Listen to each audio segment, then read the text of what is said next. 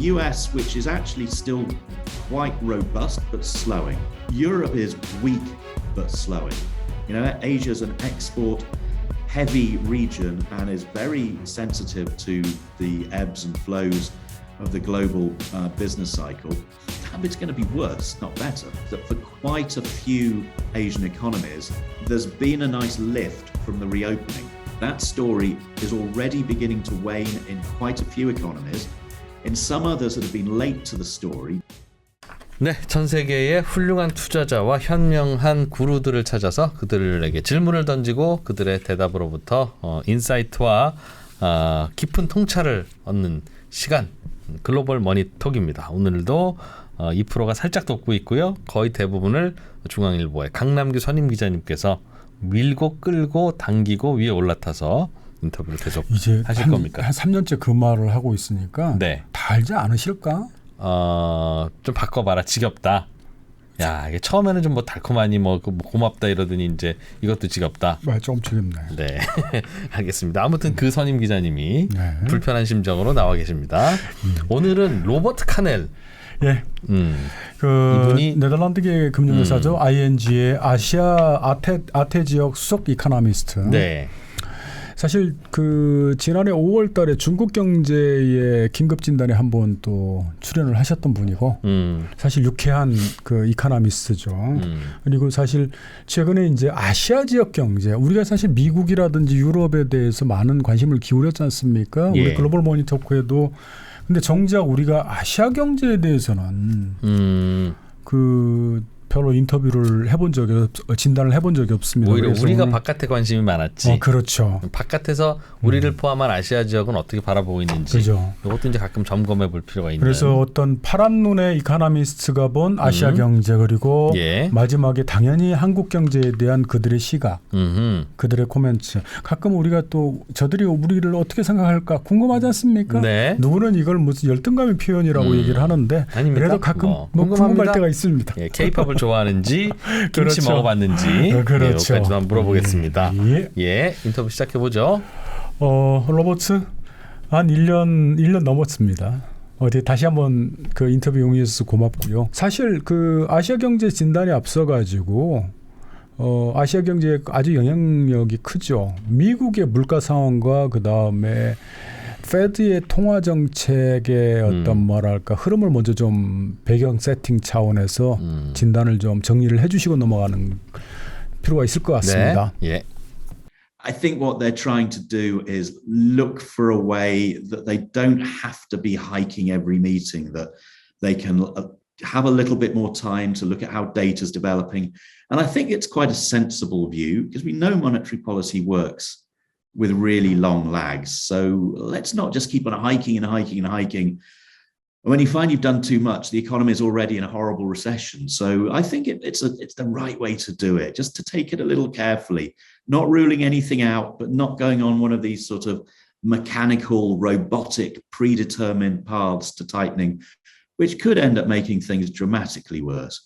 And in the end of the day, the last thing they want to do is create more stress in the financial system. We've already had a few banking problems in the United States. Do we want to make more of those? Clearly not. So I think, carefully does it is the way forward. So hopefully that's the way they go. But I'm very conscious also that there are plenty of people on the FOMC who have a different view, that think that the economy still looks very robust and that the labor market is hot and inflation's still too high and all these other things. You go, yeah, sure, but give it time. Give it time for the earlier tightening to work. And in a few months, I think you'll see the inflation numbers have come down. We get more inflation data shortly. I think the inflation numbers are going to come down quite rapidly over the next couple of months. And those calls for higher rates will look less credible than perhaps they do right now. 결국은 시간을 끌면서 그 어차피 통화 정책과 현실로 물가는 시차가 발생할 수밖에 없으니까 예. 그 시간차를 보면서 잠시 멈추고 있는 상황인데 시간이 흐를수록 물가는 올해 굉장히 많이 눈에 띄게 낮아질 가능성 예. 그렇다고 얘기를 합니다. 그렇다면은 페드가 긴축을 하더라도 기준금리를 올리더라도 시장을 시장이 어떤 몸살을 일으킬 만큼은 아닐 가능성이 있다라는 말로 들립니다. 예, 로버트. 그렇다면 아시아 태평양 지역의 경제 분석을 맡고 계시다는데 담당하고 계시는 아시아 국가들의 경제 상황은 어떨 것 같습니까? I mean, it's one of those things I would probably first try and define recovery. I mean, look, so if we think about the global backdrop, and we'll wrap Europe, we'll wrap Asia into that, and of course, South Korea and China. The backdrop is not getting better; it's getting worse. You know, we've got the US, which is actually still quite robust but slowing. Europe is weak but slowing. So we've got two of the biggest regional blocks in the global economy, which will be worse by the end of the year, not better. And so there's that bit of the Asian economy, which is export driven, which is quite a big chunk of it. You know, Asia's an export heavy region and is very sensitive to the ebbs and flows of the global business cycle. That bit's going to be worse, not better. So I would say it's more. There's another aspect as well, which is that for quite a few Asian economies, there's been a nice lift from the reopening. That story is already beginning to wane in quite a few economies. In some others that have been late to the story, Japan is an example of this. There's still a little bit of momentum coming. 전반적으로 나빠질 가능성에 대해서 지적을 하시네요. 회복이나 이런 것보다는 좀 부정적인 분위기로. 네, 전반적으로.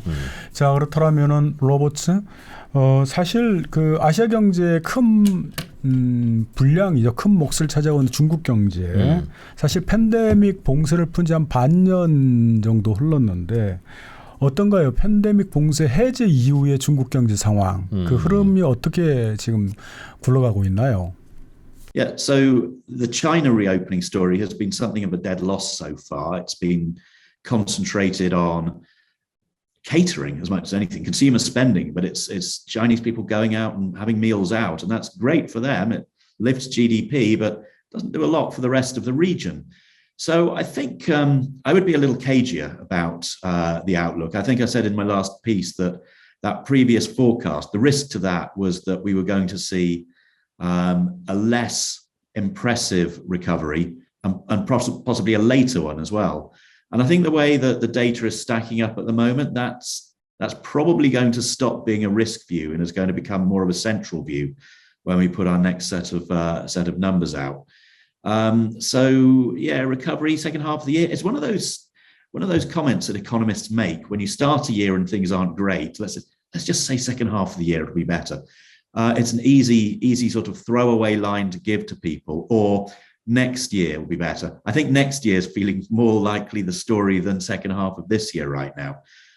So yeah, the business cycle globally, it's not looking great. There are a couple of things that might look a little less bad, if I can put it that way, and that's the semiconductor cycle.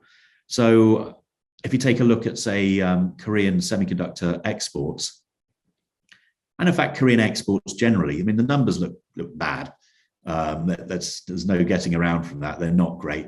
Large double-digit declines to a lot of places. Semiconductors are, one of the areas where we're seeing some of the biggest weakness. The good news is that in dollar terms, they're basically flat now. I mean, they're not actually falling on a monthly basis.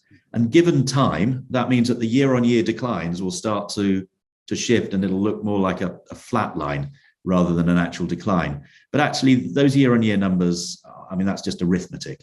What we really care about is what's the dollar number. So, we do fixate on year-on-year growth all the time in Asia, and actually we should look at, the underlying story much more frequently, especially when you get big fluctuations. So the story there is quite interesting because there's a lot of hype at the moment about semiconductors, following on from NVIDIA and the comments from their boss about AI, the future of AI, and the demand for all of this stuff, ChatGPT, all of these sorts of things. But my question is, and I'm no expert, I'm thinking that, for the vast majority of, let's call them commodity semiconductor producers, this is not a factor. The bigger factor is going to be the large scale investment in capacity that's coming online over the next 18 to 24 months at a point where the global business cycle, it may have turned the corner a bit, but still going to be looking pretty weak. 2024, 2025, a lot of fabs are going to be opening up, not just in Taiwan, not just in South Korea, but across the world, as parts of the world start to think we need to diversify our supply chains in this very, very important commodity input, which virtually everything uses. And that isn't going to help the price of these things if demand is still quite weak. So yeah, it's another aspect of this that I'm just a little bit cagey about. I think we may not get the lift here. 보복 소비라든지 그런 어떤 외식이 늘고 그런 건 있지만 그다지 그렇게 효과는 크지 않다. 중국인들이 소비 행태가 외식을 늘리고 있는 상황이라서 그렇지 상황이기 때문에 그다지 그렇게 한국 등 그런 데서 어떤 한국의 수출에 도움이 된다든지 그런 단계는 아니라는 거예요. 그렇다면 중국 경제가 왜 그 리오프닝 상황에서도 기대보다 활발하지 않은지, 지지부진한지 그 원인을 어떻게 보십니까? I think the answer why China's economy isn't growing more forcefully, and let's be clear. I mean, it has picked up from 2022. 2022 was a terrible year. It was its second worst on record. China grew 3%. That was a bad year. 2023 is going to grow faster than that. Yeah. I don't think, though, that's really the issue. I mean, we've got a target for growth for China for this year from the government of, I think, about 5%. I think they haven't said exactly 5%, but I think they've tried to hedge it a little bit, around 5%. So maybe we could start by just saying, asking the question whether or not that's achievable. And then we dig down into, what is actually going on in the Chinese economy. And is 5% achievable? I think it actually is extremely achievable, but it's maybe not the real problem. So just, again, it's arithmetic rather than a real explanation of what's going on in the economy. I think China can manage 5% and still be having quite a poor time. So if our starting point is 2022, that 3% growth number, which was a bad figure. Are we going to grow faster than that? Is China going to grow faster than that in 2023? Well, what were the things stopping China from growing that fast in 2022? One was COVID lockdowns. I think we can say fairly clearly, we're not going to get that in 2023. And that had a big impact on growth in 2022. Some quarters were outright negative, were really looking extremely weak. The other thing that happened, we had the property development sector being heavily squeezed, more regulations on that prevented it from growing as strongly as it would have done in the past.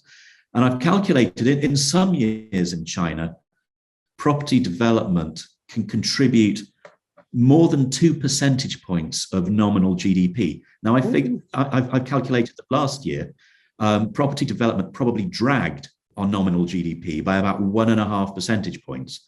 And actually, given that inflation is as low as it is in China right now, nominal GDP and real GDP are more or less the same thing. So we can take that as a hit to GDP growth of 1.5 percentage points. Now, this year, I don't think we're going to see that. The property development sector is not doing well, but it's not incrementally getting terribly worse. So instead of taking 1.5% off the economy, you can add that back in. So your starting point is 3, the 2022 number. You're getting back 1.5% from property development, just basically flatlining. What else did we get in 2022? We had lots of abrupt changes to regulation for all sorts of things, from ride hailing to gaming to you name it. And that hopefully also won't happen. That also had a negative impact on employment, on spending, on wages, on confidence. That isn't also going to happen. But one of the most important things is 2023 is the year of reopening in China. So you should at least get a bit of a bounce. We saw in the first quarter a bit of revenge spending happening in the economy. People heading out to, have hot pot in the restaurant, all those sort of food and beverage related, catering related things, helps GDP. It's lifting growth. If you look at retail sales in China right now, the level of spending is actually considerably above the level that is consistent with the longer term trend growth. And so we're still in that revenge spending territory, but that's going to come down. We already see that in the purchasing manager indices of the service sector. We're seeing that rate of rapid growth starting to cool. And I think that will continue to cool over the second part of this year, over quarters 2, 3, and 4. So that said, we can still achieve 5% growth. 참 그 산술적으로 이코노미스트가 설명할 때가 많죠. 그러니까 경제 성장률이 만약에 5%라고 한다라면은 네. 그 중에서 한 1.5% 정도는 부동산 부문에서 나오는데, 부동산 개발에서 나오는데, 지난해는 사실은 중국 경제에서 부동산 개발이 중국 경제 성장에 기여하는 몫이 거의 없었죠. 오히려 갉아먹었죠, 사실은. 올해는 뭐 그 정도 평년치 정도 예상이 해볼 수 있다라고 하는데, 그렇다 하더라도 이 지금 그 전반적인 그 상황에서 소비가 네. 그다지 그렇게 크게 받쳐주지 못할 것 같다라고 말씀을 하시네요. 예. 예. 자, 그러면은 그 일본 경제 한번 여쭤볼 필요가 있을 것 같습니다. 그 일본은 지금 물가 상승률이 사실 그 헤드라인 기준으로 2%. 꼭 올랐으면 2% 이상으로 올랐으면 2% 이상으로 내렸으면이 아니고 2% 이상으로 올랐으면 하는 나라인데 3% 정도를 올랐습니다. 어떻게 지금 이걸 보고 우리가 디플레이션에서 완전히 벗어났다고 할 수 있을까요, 로버트?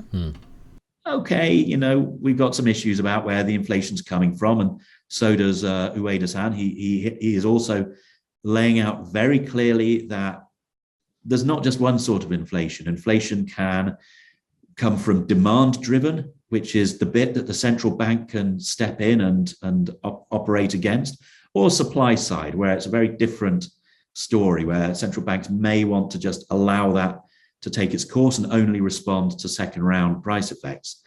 And from his perspective, he's saying Japan's got a bit of both at the moment, but it's not quite clear where the inflation number is going to settle. Is it going to settle above 2%, above their target, or maybe come in a little bit below? If a bit below, they don't have to do a lot.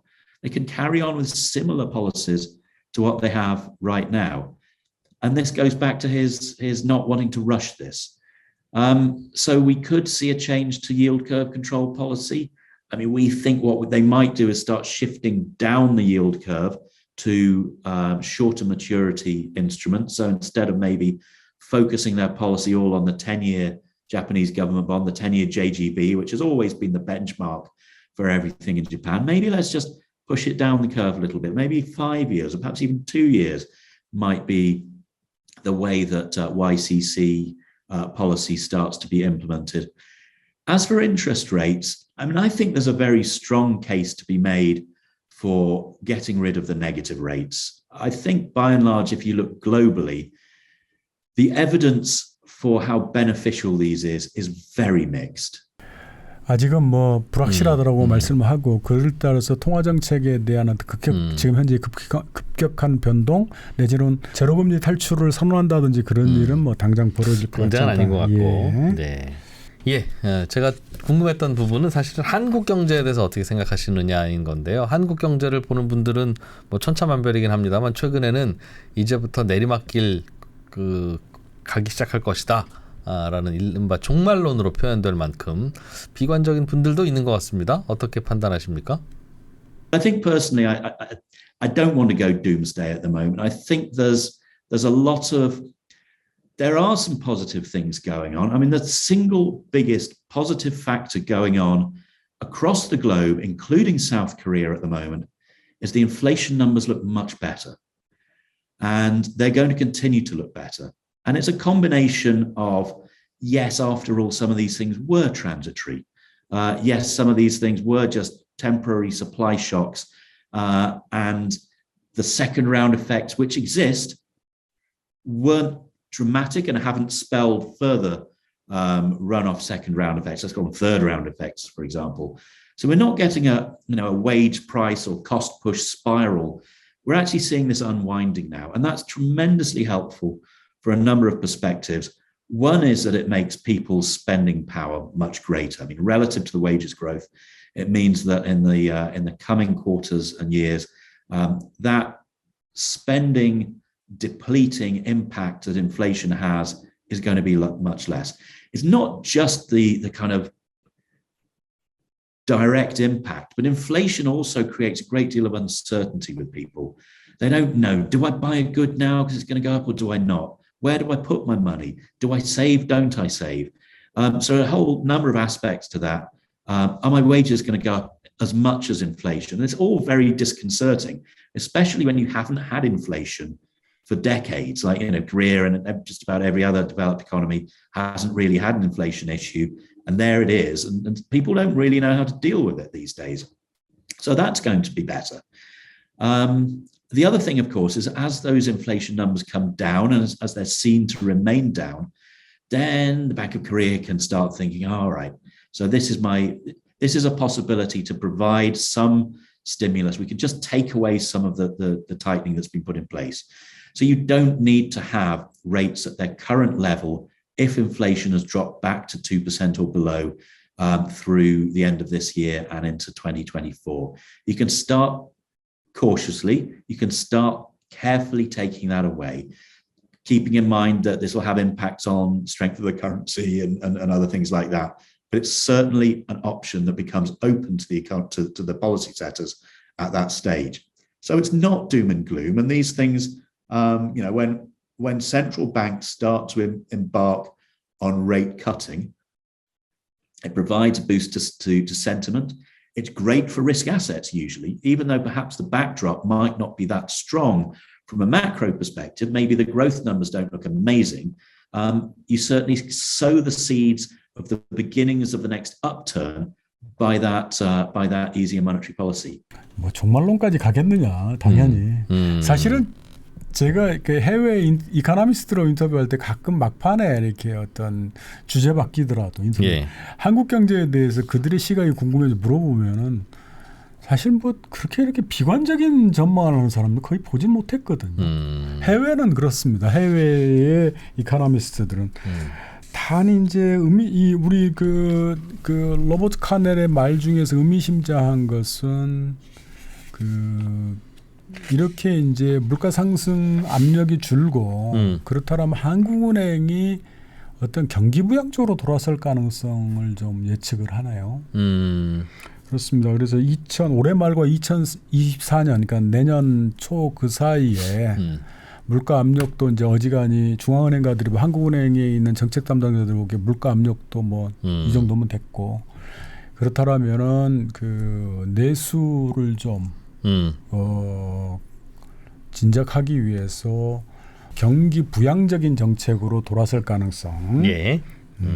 그걸 이제 조심스럽게 긴축을 제거할 수 있을 거다라는 표현으로 쓰셨는데 한번 살펴보시죠. 참고하시면 될 것 같습니다. 사실 뭐 그 한국은행의 통화 정책의 전망에 대해서는 국내 전문가들이 훨씬 더 잘 알기 때문에 그렇긴 한데 외국에서는 사실 그 이전부터 코로나 이전부터도 너네는 제로금리 언제 가는 거야? 라고 하는 질문이 가장 자주 하던 frequently asked 되던 퀘스천이었대요. 그래요?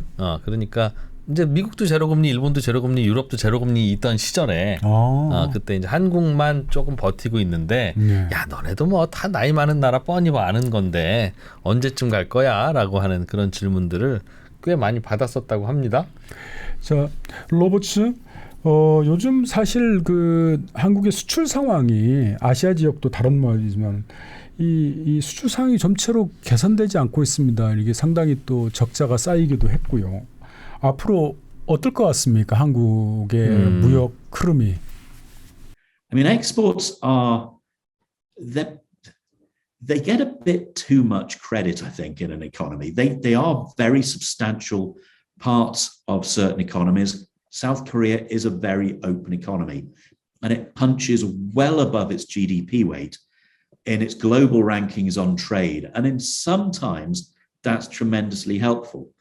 Other times when you're going into a global recession, perhaps not so much. But it's worth also remembering the following. It's net trade that matters. And that churn of activity that happens in a heavily exporting nation like South Korea, the difference between the export and the import numbers aren't often that great quarter to quarter. The actual incremental, the boost to GDP from that activity can be quite small. Where it becomes important is where this starts to impact on things like the numbers of jobs that are maintained within an economy. And actually, this is an area where South Korea is doing okay. You know, the unemployment rate's pretty low. Wages aren't amazing, but you know they're going up. So this isn't a disastrous scenario. This is certainly one where you've got the fundamentals in place. So long as people are still in employment, they can still spend. And that provides the single biggest chunk of any economy, which is consumer spending, with some support. So it might be that the balance shifts away from net exports as the driver of growth. And we may actually see export numbers themselves, you know, not looking great, although I do think they've probably, you know, dropped as far as they're likely to drop, subject to what happens in the United States over the next 12 months or so. But the net impact, I think, on the economy need not be that big.